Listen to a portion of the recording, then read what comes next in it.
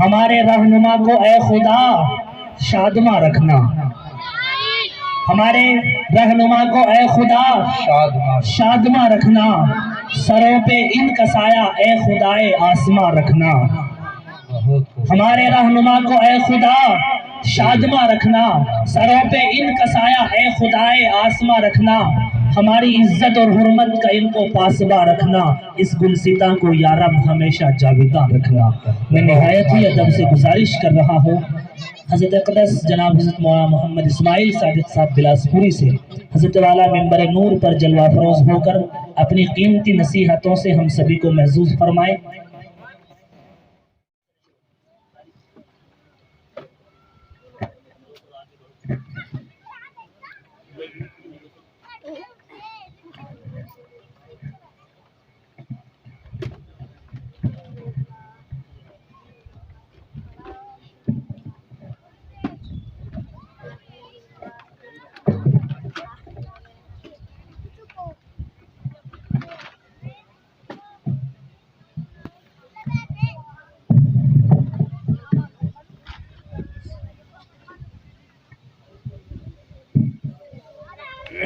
بسم اللہ الرحمن الرحیم،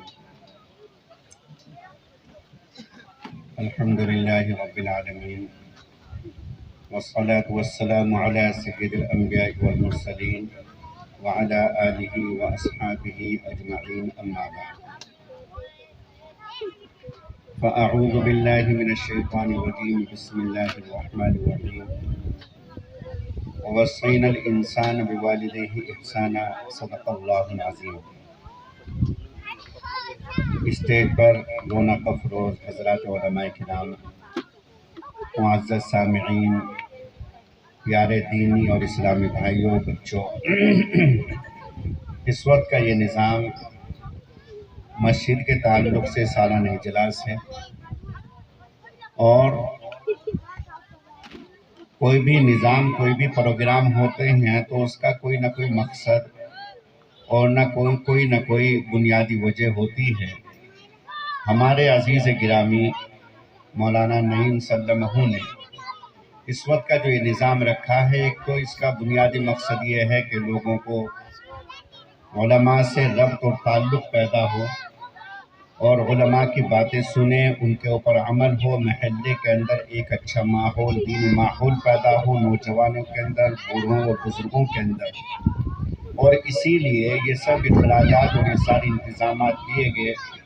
کہ دارالعلوم دیوبند سے انتہائی معزز اور مکرم شخصیت اور بہت ہی اونچے درجے کے عالم دین کہ جو ہزاروں کے مجمع کو خطاب کرتے ہیں، ہزاروں کے مجمع کو رلا دیتے ہیں اپنی دعاؤں سے، وہ ابھی تشریف لائے اور بیان کر کے تشریف لے گئے، اور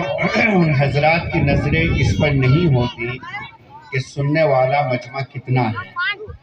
انہیں تو اخلاص کے ساتھ اور نیک نیتی کے ساتھ اپنی بات کہنی ہوتی ہے،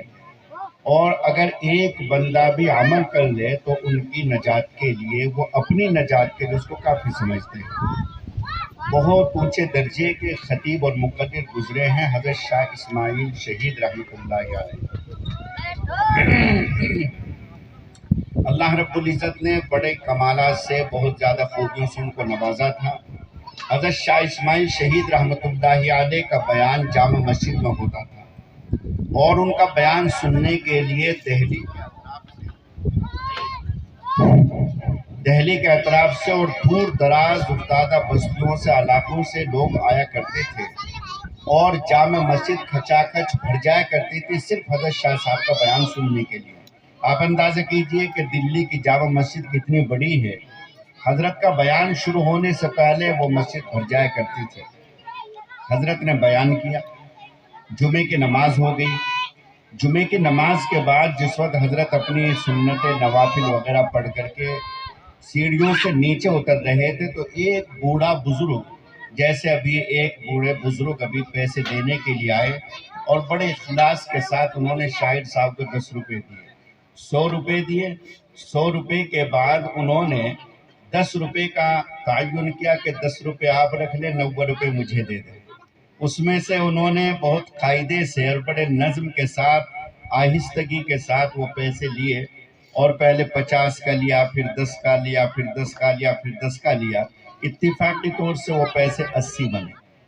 اب انہوں نے پھر شاعر صاحب کو کہا کہ 10 روپے اور دیں، تو شاعر صاحب نے دیے تو 20 روپے چلے گئے۔ انہوں نے بڑی ایمانداری سے 10 روپے واپس کیے، 10 روپے رکھے۔ تو میں ان کو دیکھ رہا تھا کہ یہ آدمی، یہ بزرگ کتنا مخلص اور کتنا سچا ہے، 10 روپے دینے ہیں۔ اللہ تعالیٰ نے برکت رکھی ہے ایسے پیسوں کے اندر جو اتنی سچائی اور اتنی اخلاص اور اتنی محبت سے دی جائے۔ تو ایک ایسے ہی بزرگ جامع مسجد کی سیڑھیوں سے اوپر چڑھ رہے تھے،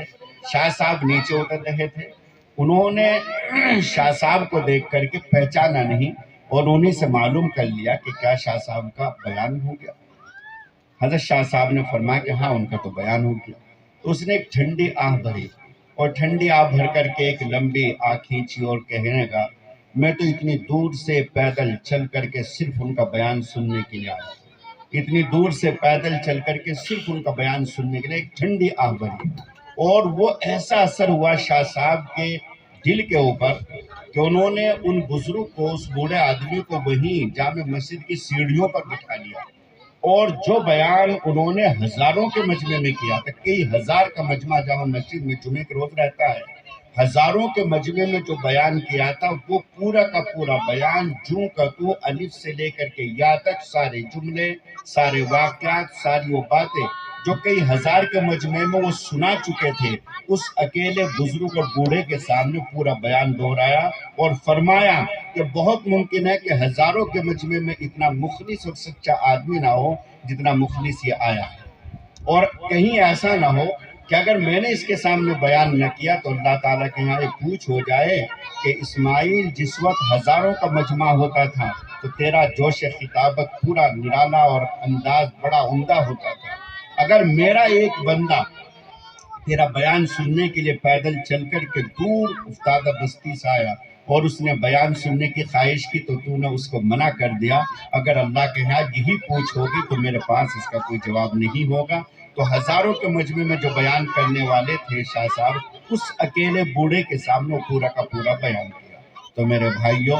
ابھی جو بزرگ تشریف لائے تھے دارالعلوم دیوبند سے، وہ ہزاروں کے مجمع کو خطاب کرنے والے حضرت مولانا منیر صاحب دامت برکاتہم العالیہ۔ دارالعلوم دیوبند میں جتنے طلبہ رہتے ہیں ہاسٹل میں، باہر کے دور دراز علاقوں کے، دوسرے اسٹیٹ، دوسرے صوبوں کے، دوسرے ملکوں کے جتنے بچے وہاں رہتے ہیں، ان کا پورا نظام، دیکھ بھال ان کی کس کو کہاں رکھنا ہے اور ان کی تربیت کے بارے میں جو ذمہ داری دارالعلوم دیوبند نے دی ہوئی ہے وہ انہی کو دی ہوئی ہے، جو ابھی آپ کے سامنے بیان کر کے گئے ہیں۔ بہت اونچے درجے کے عالم اور اللہ والے ہیں اور دیکھنے میں سیدھے سادے ہیں، ان کا بیان ہوا۔ ابھی میرے بعد مفتی زاہد صاحب یہاں تشریف فرما ہیں، ماشاءاللہ باصلاحیت ذی استعداد عالم دین ہیں، اور سروٹ مدرسے میں جو مشہور و معروف ہمارے علاقے کا مدرسہ ہے، اس کے ماشاءاللہ عربی کے اور استاد، تفسیر وغیرہ کے استاد ہیں، ان کا بیان ہوگا۔ اور ان کے بعد حضرت مفتی مستقیم صاحب ہاپوڑ سے تشریف لا رہے ہیں، بڑا اچھا ان کا انداز ہے خطاب کرنے کا، اور وہ ہزاروں کے مجمع کو ایسا خطاب کرتے ہیں کہ چپ چاپ خاموشی کے ساتھ سب سن لو، تشریف لا رہے ہیں۔ اس لیے مجھے تو بیچ میں ایک بات عرض کر کے اور انشاءاللہ میری واپسی ہو جائے گی۔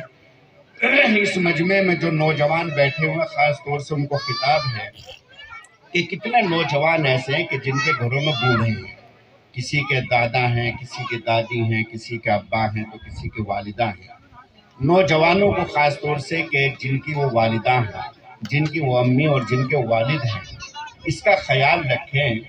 کہ اگر وہ اپنے بوڑھے ماں باپ کا احترام اور ادب کریں گے تو ان کے بچے بھی اپنے دادا دادی کا احترام اور ادب کریں گے، اور اگر وہ انہیں بے آبرو کریں گے، رسوا کریں گے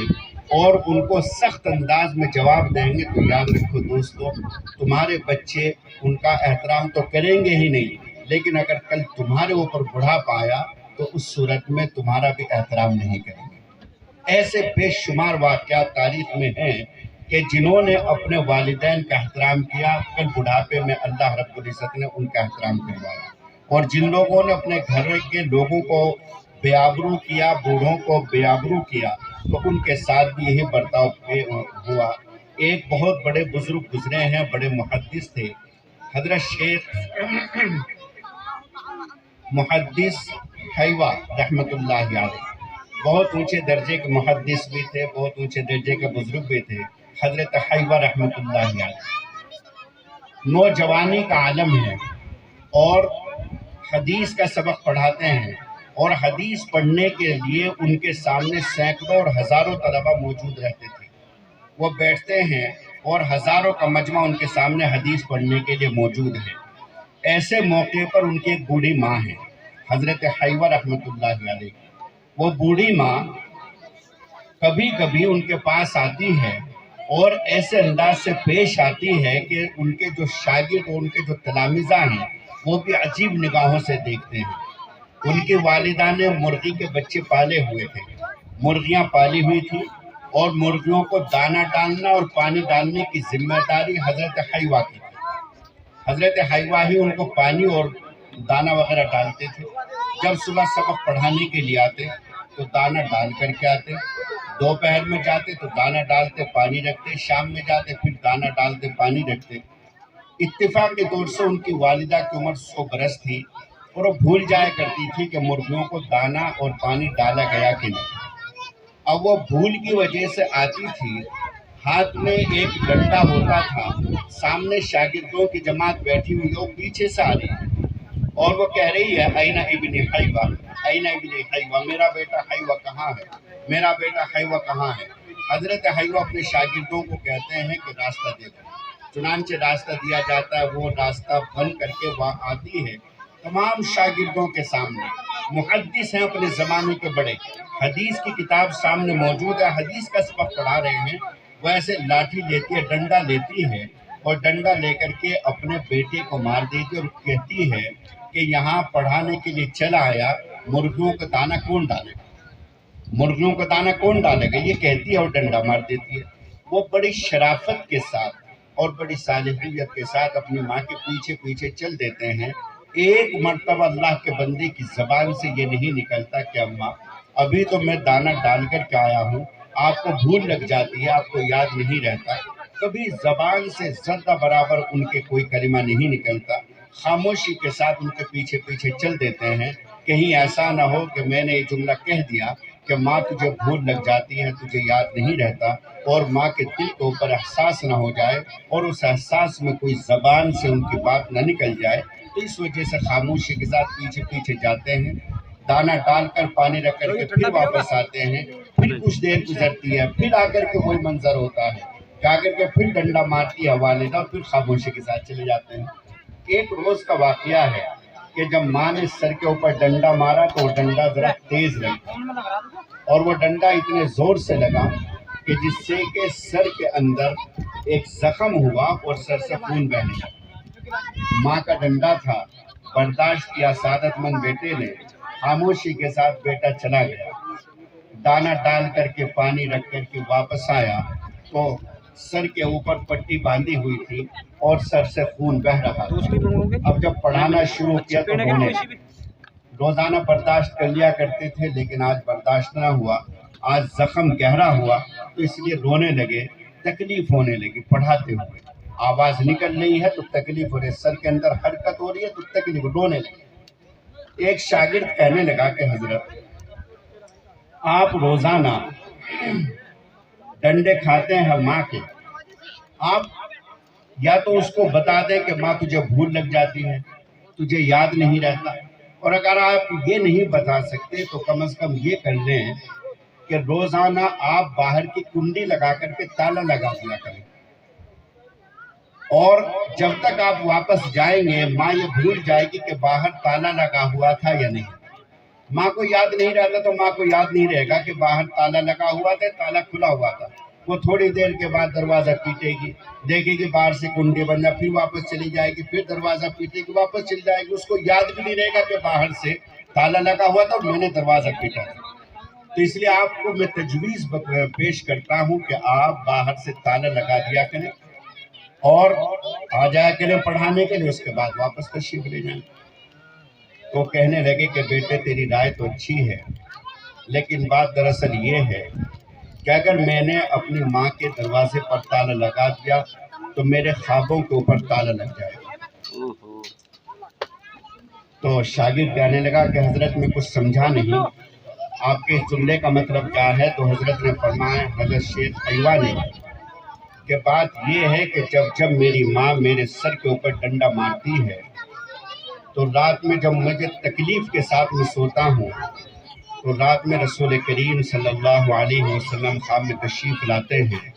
اور بڑے پیار سے